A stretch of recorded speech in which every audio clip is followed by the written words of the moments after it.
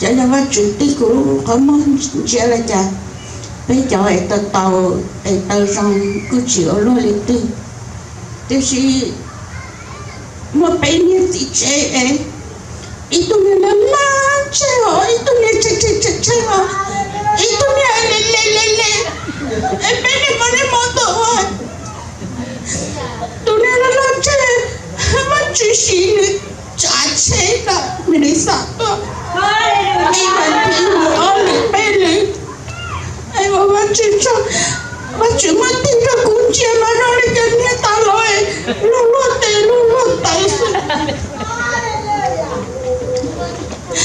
aku macam ya, ni kita lain macam, cai, aku lupa ke, aku cuba ayah hari jadi sih, macam lu biasa kerana saya kalau dapat ke, di Malaysia tu kalau nak macam. Mà cái rõ dấu lửa hai đứa cô thì con nhà muốn cho chết cho là cô tự chỉ sống cô anh này thì có gì chủ sống rồi chủ sống rồi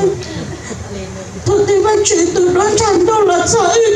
những chủ sống rồi mà nó rõ mà tâm mình cô ở trong rồi lý ở thì sao nó có chưa thì bắt chưa lúc này cho hỏi xe nó hàng cho nó chơi nó chỉ bố ở thì sao bố ở thì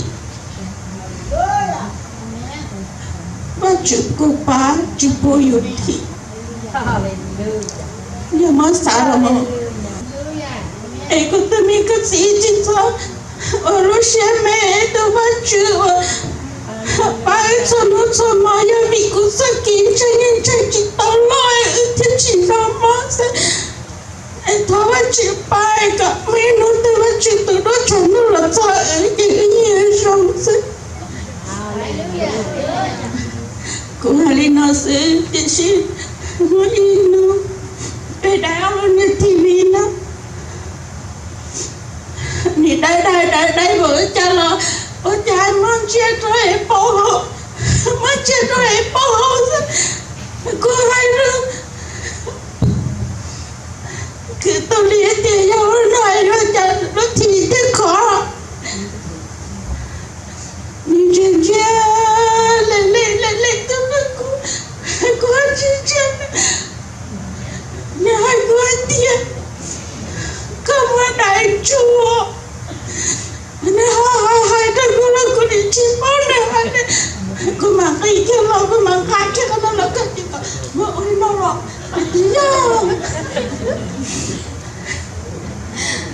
cô chú chân này mấy giờ cái là này là để có quan rồi để chơi cái tôi đi nghe là có quan chuyện có tôi liền lấy cái nào sao cho anh chị anh yêu tôi mới nè người ta mà nói lâu tay cái chị cho nên là anh chơi thôi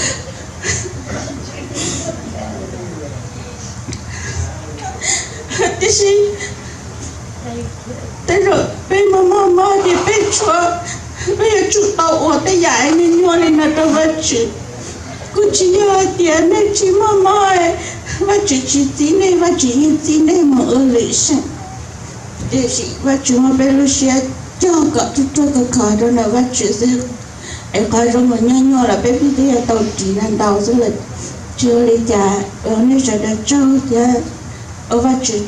chỉ luôn bây cưng gọi đi và chỉ các bé là vậy kì nào bây giờ xin luôn đi nào mà là giá tận đây này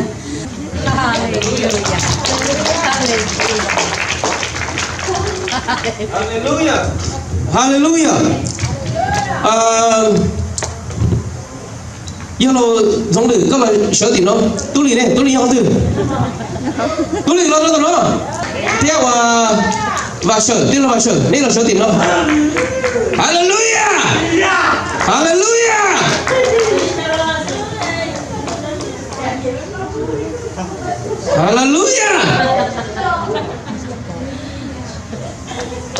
thế ở tiêu là vào sửa cái không tiêu là tôi chỉ nói luôn đây qua chỉ nói thế đây nhớ không tiêu là bảo tôi tiêu là vào sửa ok cứ on tiêu là tao là nên tiêu là tí lên trên đây itu chỉ nói luôn itu đi chơi hay itu hai luôn là chỉ nói luôn hai luôn chỉ tao chỉ chơi linh nó là bây giờ khó nó chơi chơi rồi nè khó và chứ this one và sure và sure cầm nó cô chỉ nói ok là thì nó đi lên nè come here tụi nó chỉ hai chỉ nói luôn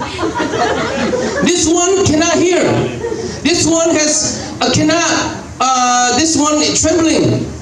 this one cannot speak we don't understand he need a translator bây giờ nó là khó lúc chỉ nó tăng thua rồi chút percent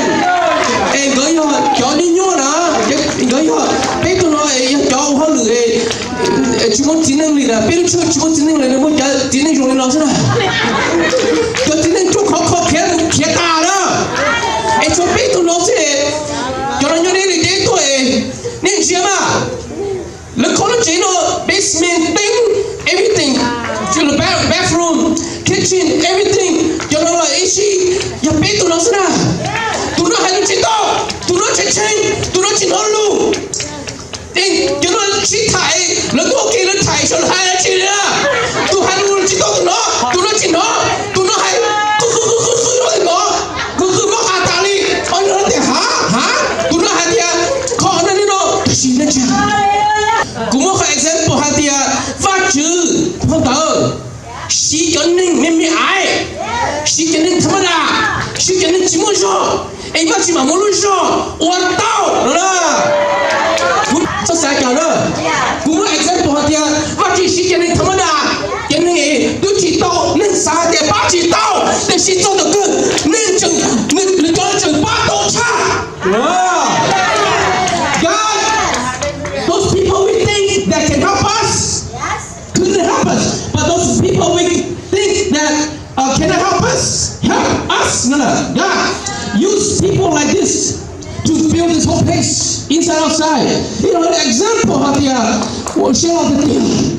cái share of the thing you know tuổi what so tụi nó hai luôn chỉ to ta xin một chữ gì xong tụi nó tụi tôi này PhD cho computer science nên bốc computer cho tụi nó này doctor degree có chế cho tụi nó này doctor sinh viên thế chỉ nói đi hay nói chỉ nói đi cái là anh chỉ nói anh nói cho tụi nó hay nói cái là tụi nó sẽ nói đi tụi nó cứ nó là cái gì qua cái gì chứ nó là không mà nó hay là tụi nó hay nói cái món ăn ta là anh nói đi nó chỉ là gì đó chỉ hallelujah. So God used people like this to build this church. See, when nobody's here for the last couple of weeks, nobody here to help build the church, to fix the church. These three men and their wives, but they don't know how to communicate. And now it's all done because the grace of God. What is the Lord? You, God can use you to do more for His kingdom. But you see the God, you God willing. You're not willing. And you change and you don't know the thing you try to mother the TV, you know everything.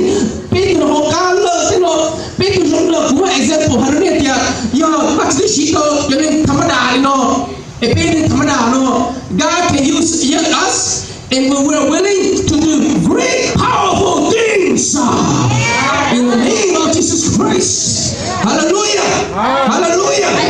But you forgot to go, you know. But you forgot to go. Theo cứ tôi đi còn nên cho còn nên chuyện còn sao nó cái nhân trong theo cái của chơi nhà nên chơi nó còn nên tốt thủ từ một trong những chuyện nên đồng kỳ trong đàn cho. Hallelujah. People want to show. Praise God. People want to show. Praise God. Praise God. Praise God. Tôi biết gì rồi, tôi biết nó là những tôi cho nó trong vào liền, chỉ show liền. Tôi chỉ tập tao liền, chỉ understand each other liền. Nó chỉ bảo cái họ được việc rồi nhá. Oh, what is the Holy Spirit? People. Hallelujah. Hallelujah. Hallelujah. chỉ cho nó tụi in là tôi chỉ cho lên nó ta chỉ vào chỉ phá tiền tàu lên nó là tôi một cái tàu nó lù hai lù tàu theo biết khó nó chỉ lù theo nó nó tháo chỉ có hai lù thôi gì còn nó lù theo hai tàu chạm nữa vậy thì cái chuyện bé cho nó mua cho nè tôi chỉ mua món nè bé cho nó nè tôi chỉ mua món theo tôi trộn khó nè tôi hai lù tàu tôi nó tàu tôi bỏ cái nè cái cái là tôi chỉ mua tên đấy là tôi vào tàu nè lúc ấy tôi chỉ nên tôi chỉ mua rồi tôi chỉ mua và tệ tôi chỉ mua tàu nè nếu tôi vào tàu giả chạy thì tên này tôi mua tệ mua tàu nè giờ nó chữ sĩ có tại sao nó lúc sĩ hơn biết được chữ sự kia ta là giờ nó sẽ là nếu nó sẽ sai à nếu sĩ có thích cũng biết sẽ là nếu sĩ thua là số tù lên à อย่าไปคิดไปเลยเชียงอ่ะอย่า hallelujah